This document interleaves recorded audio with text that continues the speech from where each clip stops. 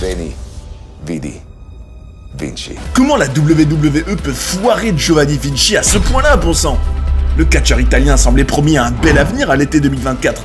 Mais en quelques semaines, on dirait bien qu'il a été saboté complètement. Ça m'excède. Et je vais vous dire pourquoi. La cosa migliore del passato è che è dietro di te. Installez-vous confortablement, prenez-vous un café bien corsé, on va discuter de tout ça. Vous êtes bien sur Johnny Catch, gros coup de gueule sur Giovanni Vinci, c'est parti. Mais c'est qui alors ce fameux Giovanni Vinci? N'ayez crainte, on va expliquer tout ça. Ancien membre de l'équipe Imperium. Imperium, quand même une équipe marquante, un clan marquant de ces dernières années à la WWE, où on retrouve notamment Gunther qui quand même, été 2024, devient champion poids lourd. C'est dire à quel point ce clan et ses membres sont quand même pris au sérieux en général par la WWE. D'ailleurs, je tiens à dire que j'étais fan plutôt, surtout de leur charte graphique très noir et blanc et de leur culture de vraiment sacraliser le ring, de considérer que c'est quelque chose de sacré, que c'est important. Et je salue vraiment cette attitude, ces valeurs-là, cette mentalité-là. Et Giovanni Vinci en faisait donc partie. Et donc, Giovanni Vinci, qui c'est exactement? Catcheur italien, pour de vrai, hein, vraiment un vrai italien, né en 1990, donc un catcheur quand même assez jeune. Hein. En tout cas, en 2024, on peut considérer qu'il faisait partie de cette nouvelle génération de catcheurs, de la relève, on va dire, des superstars de la WWE. Et pourtant, qu'est-ce qui s'est passé, tenez-vous bien? Alors qu'à l'été, donc en août, on a commencé à avoir des vignettes à SmackDown qui le présentaient pour préparer à ses débuts. Alors il faut savoir que quand un personnage est sur le point de débuter, déjà, personnellement, je suis toujours très content quand il y a des vignettes. Pour moi, c'est important de bien présenter un catcheur avant qu'il arrive, qu'on sache qui c'est. Ils n'ont pas fait le piège habituel de la WWE de faire débuter quelqu'un de NXT en considérant qu'on est déjà censé le connaître, alors que non. Si tu regardais pas NXT, en l'occurrence là, tu connaîtrais pas, en gros, Giovanni Vinci. Du moins, tu le connaîtrais uniquement grâce à Imperium. Donc c'est très bien de le présenter, de l'introduire à l'audience, c'est important. Et surtout, ces vignettes, on va y venir, étaient très prometteuses. On le voyait en costard, bien habillé, lunettes de soleil, la ceinture V comme Vinci, et V aussi comme belle vie, j'ai envie de dire, puisqu'on voyait des hôtels, notamment le bel hôtel Armani de Milan. Il y avait un peu une sensation de luxe, de classe, puis ce côté très à l'italienne, mais vraiment totalement valorisant et positif. Il avait aussi sa devise, que je trouve géniale, hein. Elle est assez évidente, mais même si c'est simple, je trouve que c'est très efficace. Veni, Vidi, Vinci. Or, qu'on pourrait traduire par « je suis venu, j'ai vu, j'ai vaincu ». Et je trouve que c'est idéal pour un catcheur d'avoir une devise pareille, surtout qui va avec son nom, avec donc cette espèce de petit jeu de mots. V aussi comme Vittoria, la victoire. Et surtout, il prétendait dans ses vignettes être quelqu'un qui gagne, quoi. Enfin, il se présentait comme un winner, quelqu'un qui veut venir conquérir SmackDown maintenant. C'était très prometteur. Et surtout, je dois dire que, alors que pourtant, ce genre de gimmick-là, hein, enfin, si on peut appeler ça une gimmick, cette identité-là plutôt, ça pourrait être un peu piège.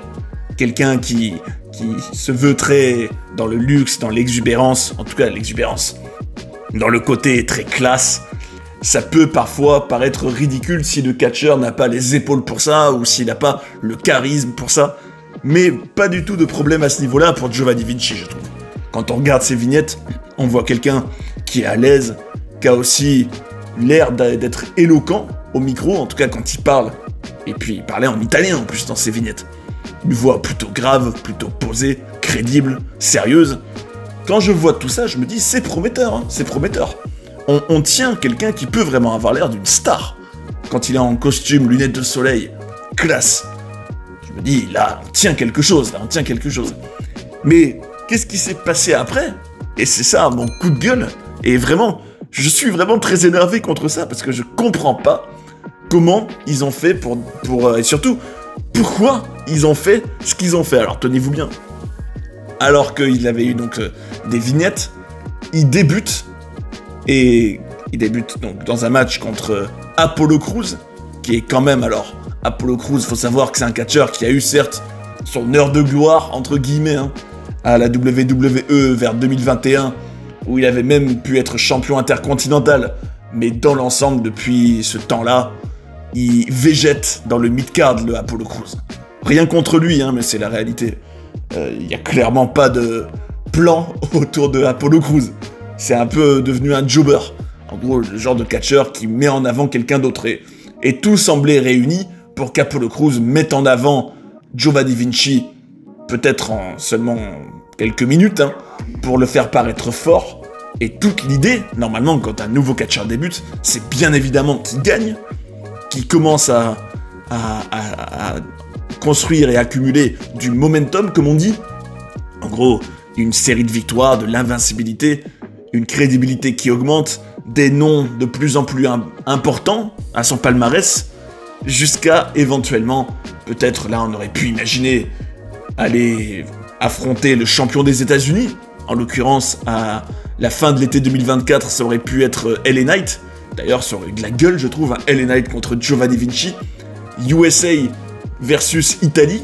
Franchement, ça aurait eu de la gueule. Et puis, ça va aussi avec ce côté un peu... Donc, titre des États-Unis, bon, à la limite, intercontinental aurait peut-être été un peu mieux, mais dans le côté... Enfin, ça, je trouve que ça va à un Européen, en tout cas, ce genre de ceinture-là. Mais rien de tout ça, rien de tout ça. Premier match, alors que tout le but, c'est de le faire mousser. Il perd en quelques secondes contre Apollo Crews sur un roll-up. Pourquoi ? Qu'est-ce qui leur est passé par la tête ? C'est peut-être une des façons les plus humiliantes de perdre. Bon, après, il pourra, dans son acting, faire comme s'il n'était pas prêt, ce qui rappelle un peu un Santino Marella. D'ailleurs, j'ai envie de dire, il n'y a pas eu vraiment beaucoup d'Italiens à la WWE dans l'histoire. En tout cas, surtout que Santino Marella n'en est même pas un vrai. Mais Giovanni Vinci en est un vrai. Et j'ai envie de dire, c'est quand même génial, surtout vu la forte identité italienne. Quand même, l'Italie, c'est un pays, il y a une identité, c'est indéniable. Après Santino Marella, des années plus tard, d'avoir un Italien crédible, sérieux, qui puisse éventuellement être mis en avant dans vraiment le main event. Hein. Je me dis, un Giovanni Vinci bien booké, ça peut aller loin, hein. Ça peut aller, surtout en ayant une série d'invincibilité de quelques mois, par exemple. Pourquoi pas d'abord le titre intermédiaire, puis ensuite venir affronter Cody Rhodes, qui sait, à SmackDown, franchement, il avait le potentiel pour. Sauf qu'il perd contre Apollo en quelques secondes, sur un roll-up.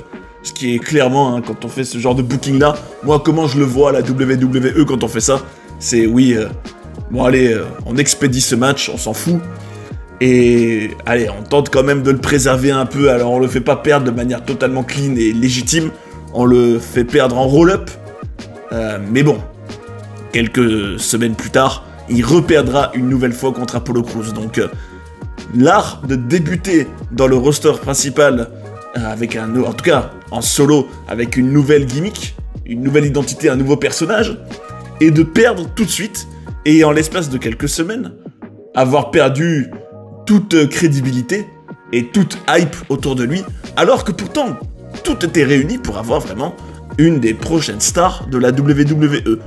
Donc voilà, deux défaites inexplicables de manière vraiment random, sans même, en plus, apparaître à tous les shows.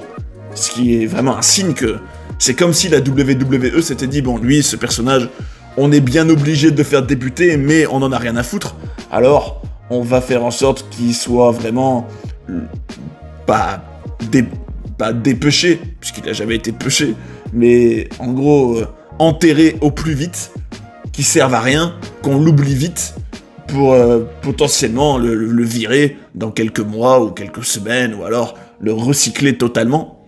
Et je me dis, pourquoi faire ça ? Mais quel sens ça a ? C'est absurde. On dirait presque que c'est comme si t'avais, au sein même de la WWE, quelqu'un ou plusieurs personnes qui avaient voulu pusher et mettre en avant Giovanni Vinci en voyant son potentiel, mais qu'une fois qu'il est tombé entre les mains d'autres personnes, alors la question c'est qui est responsable de tout ça, hein, dans le fond, est-ce que Triple H, qui est quand même la tête de tout ce qui est créatif, est-ce qu'en voyant les vignettes de Giovanni Vinci, ou alors est-ce que lui-même de base n'aime pas cette identité, n'aime pas ce personnage et s'est dit ok, je le fais débuter, mais je vais l'enterrer tout de suite. Et ça, c'est une pratique à la WWE que je trouve tellement stupide. C'est tellement des jeux de lobbying et de politique et d'influence de vouloir enterrer quelqu'un. Genre peut-être qu'il est le petit préféré d'un rival interne de Triple H ou quelque chose comme ça. Et il en paye le prix alors que lui, il y a des belles vignettes, il y a un travail qui a été fait, il a quand même un parcours, il mérite quand même une mise en avant, et pourtant il gâche tout. Et je dois dire donc aussi qu'il n'y a pas que le fait d'avoir perdu 2 fois contre Apollo Crews en quelques semaines qui m'indigne et qui m'excède, pas que ça. C'est que si tu compares ce que tu voyais, ce que tu pouvais imaginer et espérer en voyant les vignettes, et que tu compares à ce que tu as vu finalement une fois qu'il arrive à SmackDown, c'est vraiment un manque d'effort, comme souvent malheureusement à la WWE, en tout cas dans l'ère moderne, une fainéantise. Bah, je trouve que son team song, là, donc à la fin de l'été 2024 à SmackDown, est très random, n'a rien d'italien, ne rappelle pas du tout l'univers que ces vignettes avaient créé, alors que pourtant, c'était possible de faire quelque chose d'italien. On pense peut-être à un team song, peut-être avec de la musique un peu plus classique, peut-être aussi, pourquoi pas aller encore plus loin et être un peu dans un délire opéra, ce qui aurait vraiment tout de suite rappelé l'Italie. Hein. Bon, c'est vrai que ça aurait un peu connoté Santino Marella, mais il y a moyen de faire ça de manière sérieuse. Hein. Et pareil pour la charte graphique, qui est elle aussi très générique, rien de très italien. En fait, c'est comme si t'avais une personne qui s'était occupée des vignettes et que c'en est une autre qui a repris le dossier au moment qu'il soit arrivé là à SmackDown, et que la personne qui s'est occupée de tout ce qui est entrée s'est dit bon ben toi je t'aime pas, je m'en fiche de toi, je te donne le truc le plus générique possible. Et je dois dire aussi que même au niveau de sa tenue, je suis pas fan. Alors certes, alors il faut savoir qu'il arrive dans une sorte de survêtement qui rappelle la marque Gucci. Alors d'un côté je pourrais dire oui, ça rappelle l'Italie, ça rappelle aussi le luxe et l'univers des vignettes, c'est sûr. Mais si je compare par exemple, parce qu'il faut savoir qu'il était donc à NXT avant, et qu'à l'été 2022 par exemple, quand on voyait l'entrée qu'il avait faite à l'été 2022, qu'on compare, je vous invite d'ailleurs à aller la voir, elle est vraiment superbe cette entrée, et que tu vois ce qu'ils ont fait à SmackDown en 2024, alors qu'ils avaient qu'à faire un copier-coller, hein.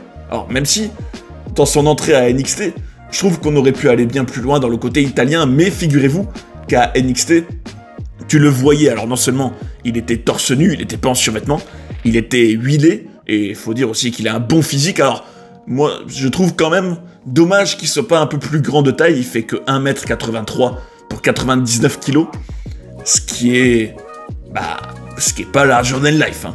Les fidèles de la chaîne le savent, moi j'aime le larger than life, je veux qu'un catcheur m'impressionne, m'intimide, qu'il soit vraiment un personnage, un individu que tu croises pas dans la vie de tous les jours. Mais bon, il a quand même un bon physique. Et dans cette entrée à NXT, il était donc torse nu. Et surtout, il faisait une gimmick que je trouve super. En gros, il marchait un peu, puis il regardait l'objectif de la caméra, il prenait une pause, et t'avais à l'écran une sorte d'effet photo où il y avait un arrêt sur image, comme si une photo était prise en fait de ce moment en direct. Et il y avait le mot d'abord Veni, puis il reprenait sa pose un peu après Vidi, puis Vinci, puis Giovanni Vinci. En gros, plusieurs pauses, ce qui allait avec le côté un peu, le côté classe, le côté un peu voire même mannequin. Hein. Il y avait aussi toute une charte graphique noir et or à NXT. Et je me dis, c'était déjà bien mieux. Même si j'aurais aimé encore plus d'Italie. Ça manquait d'Italie. Alors, quand on voit tout ça, qu'on se dit, il a hérité d'une identité, on va dire, très random, très générique.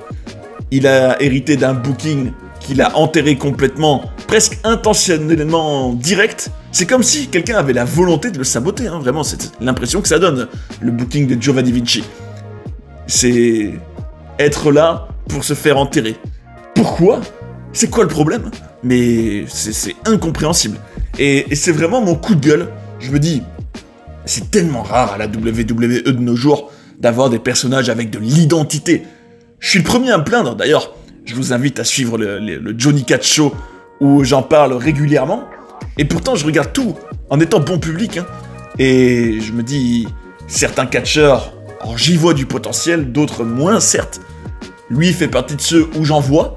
Et je me dis, c'est tellement, voilà, c'est tellement rare de voir ce genre de catcheur où t'as un personnage déjà. T'as déjà toute une identité qui est unique.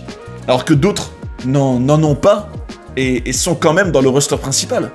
Je pense par exemple à Monday Night Raw, là, ces derniers temps, je trouvais qu'un Ilya Dragunov n'était pas suffisamment, on va dire, unique et manquait de cette identité. Du moins, si tu découvrais Ilya Dragunov à partir de ses débuts à Monday Night Raw et que tu vois la manière dont il est utilisé depuis, tu peux, en gros, être un peu... je sais pas, avoir du mal à te situer par rapport à lui. Et ce qui est parfois le cas pour d'autres, hein. Je me dis... et c'est d'ailleurs ce qui arrivait très souvent à l'ère de la Ruthless Aggression. On l'a très souvent vu dans Inside Catch Attack, notre belle et grande épopée, que je vous invite à suivre, où on se retrace toute la belle époque Inside Catch Attack, et on a pu voir, dès cette période-là, qu'il y a souvent des catcheurs dont, on va dire, où il y a un manque peut-être d'identité à la base, et où, on va dire, un personnage très fort ne peut que leur servir. C'est vrai. Alors après, tout dépend d'où vient cette identité très forte. Ça peut être un pays. On peut dire, bon ben toi, ta gimmick, je pense à Vladimir Kozlov par exemple à l'époque, bah toi tu seras une brute de l'Est, tu seras un Russe sorti tout droit de l'univers de la guerre froide, un peu à la Ivan Drago dans le film, la saga Rocky. On peut, bah là en l'occurrence on pourrait dire Giovanni Vinci, toi ton identité c'est que t'es italien, alors on va jouer à fond sur ça, mais un italien, pas à la Santino Marella, mais on va dire un italien à l'inverse de Marella, hyper crédible et digne d'un push vraiment en main event. Certains catcheurs ont besoin d'une identité forte à la base.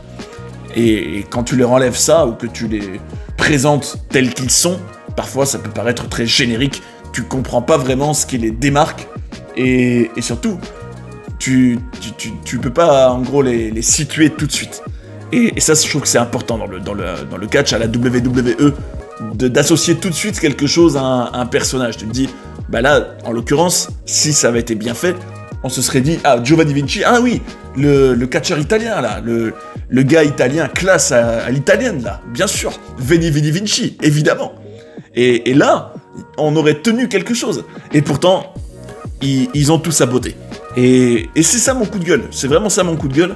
Je me dis, il est jeune, il a le physique qu'il fallait, il a l'identité qu'il fallait, il avait les belles vignettes, il avait, franchement, à part peut-être, voilà, la taille un peu petite, il avait tous les arguments pour une belle mise en avant. Alors, est-ce que pour autant, c'est fichu une bonne fois pour toutes? Est-ce que c'est bel et bien terminé pour Giovanni Vinci maintenant, après des débuts aussi ratés, du moins aussi sabotés, j'ai envie de dire? Vraie question. Alors, on sait qu'à la WWE et dans le catch, en tout cas, on peut rapidement faire oublier des choses. On peut aussi, alors même la WWE elle-même fait parfois comme si de rien n'était, comme si quelque chose n'avait jamais existé. Alors quand tu considères ça, tu te dis, bon ben on peut éventuellement recommencer tout à zéro, lui donner quand même quelques victoires, et pouf, on oublie cette catastrophe contre Apollo Crews. C'est possible, hein, c'est possible. En plus, on vit dans une époque où tout est très éphémère, où on peut dire que c'est vrai que avec cette accumulation d'informations à longueur de temps, partout, on va dire toute l'époque des réseaux sociaux, etc., que on oublie vite les choses. Que ça se trouve, le Giovanni Vinci, tu le mets au placard quelques semaines, puis tu le fais arriver et gagner, ce serait presque comme si de rien n'était, hein. Pourquoi pas, hein. En tout cas, je me dis, si tu veux le sauver, va bien falloir faire ça, hein, sinon il est fichu. Donc je me dis, la seule chance pour qu'il soit pas totalement gâché et qu'il soit pas un énième flop à la WWE, je me dis, bah c'est d'oublier ce qui s'est passé, de lui donner une série de victoires. De toute façon, la formule, on le sait, vous l'avez vu. Alors, si vous l'avez pas vu, je vous invite à voir mes séries sur Umaga, sur Big Daddy V, sur le Great Khali. À chaque fois, qu'est-ce qu'on voyait? Pour qu'un personnage mousse bien et pour qu'il puisse aller dans le main event, c'est toujours pareil. Il faut qu'il accumule du momentum, il faut lui donner des victoires. Il faut que ce soit progressif, que ça se mette en place. Aussi, le timing, c'est important. Il faut à la fois que la construction de ce momentum ne dure pas hyper longtemps, mais aussi qu'il ne soit pas expédié. Donc l'idéal, je dirais que c'est plutôt quelques mois, avec peut-être une étape intermédiaire d'un titre intercontinental ou des États-Unis, et ensuite, on y va. C'est ce qu'ils ont fait avec son collègue Gunther, hein, j'ai envie de dire. Pourquoi ils n'ont pas fait comme Gunther? Gunther, d'abord, un règne de champion intercontinental de plus de 600 jours, quand même. C'est pas rien. Avec une accumulation de momentum aussi avant. Une crédibilité qui se construit. Pour ensuite passer à l'étape suivante, qui est le titre poids lourd. Il n'y avait qu'à faire pareil. Lui donner une série de victoires. Combattre pour un titre intermédiaire, et en avant, tout était prêt pour une belle réussite. Et pourtant, ils sont en train de tout foirer complètement.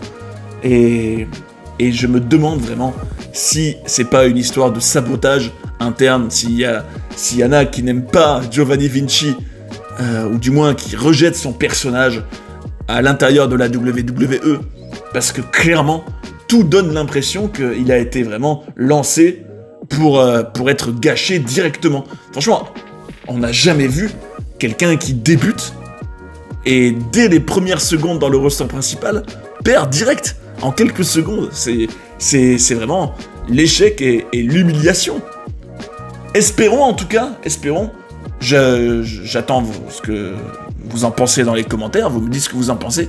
Si vous trouvez que Giovanni Vinci est, comme le dit d'ailleurs Michael Cole aux commentaires, un Adam Pearce plus beau, c'est vrai qu'il a dit ça, ce qui est drôle, hein.